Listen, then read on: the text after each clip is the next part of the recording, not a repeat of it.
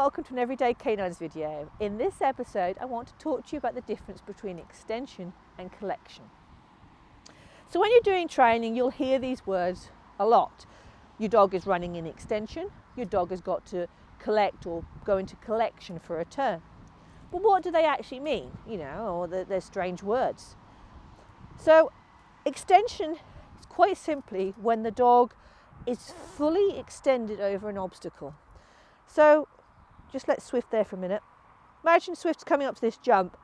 If I want her to take this jump in extension, it means I want her to stretch over and go as long as she can to power to the next obstacle. I don't want her taking a little hop, I want it to go as fast as possible. So if I show you that, I'll put a toy out. Here we are. It's a bit tight here, but I'll just put that out there. So I want her to run an extension. Ready, go! So you see, get it. She is stretched out. And on a long sequence of jumps, that's what you want because obviously that's going to be the quickest way. That's extension. Her body is fully extended. Collection is when we need our dog to shorten their stride up to be able to make a tight turn. So when I was asking for the extension, I was asking her to do as big a strides as she could.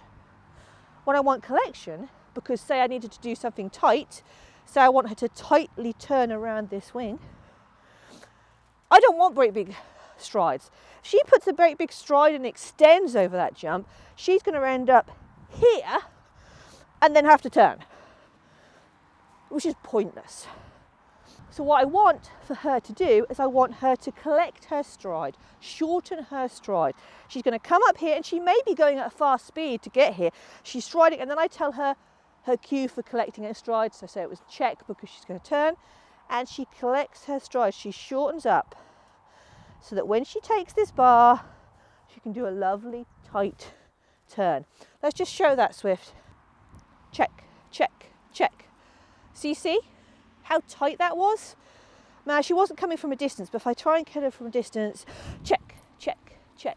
So she drew herself in. She's still jumping nicely and long, but she's able to do the jump, the turn, without putting in so much extra stride that she ends up there. My little dog, Sparrow, doesn't always collect very well.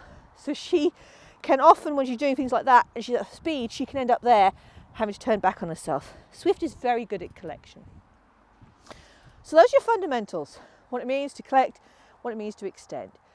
You might also hear extension called drive. You want them to drive on, which is the same thing. You want your dog to power over a jump as hard and fast as possible, nicely stretched out, so they're covering the ground economically and efficiently. Now there are other ways other places where you will see collection in agility.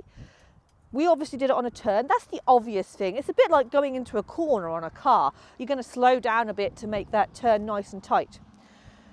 But you're also going to see collection, for instance, if I send her round the back of this jump. So if I send her round, again, I want that collection for her to be able to come round the jump tightly and take it. I don't want her shooting all the way around and coming round. Pointless. Good girl. Other places you're going to need collection is like on your weave poles. Weave poles are a big thing where dogs don't collect. And you'll hear people say, oh yeah, he's not got the collection for the weave poles. What it means is when they hit that first weave pole, we want our dog to collect their stride just a little bit so that they can make the turn. So that's the fundamentals of it all. If someone says, I want your dog an extension, you know they're going to want them to be stretching out and powering. If they say your dog needs to be collected or collection, you know that means they want them to shorten their stride and do a turn. You'll find these terms come up all over the place when you're looking at courses and training videos. That's what it means, and it is just really the two different ways a dog can take a turn or a jump. I hope you've enjoyed this Everyday Canines video. If you have, you might like to subscribe to the YouTube channel and you can click on notifications to know when there's new videos coming. And you can also check us out on Facebook and Instagram. I hope to see you all again very, very soon.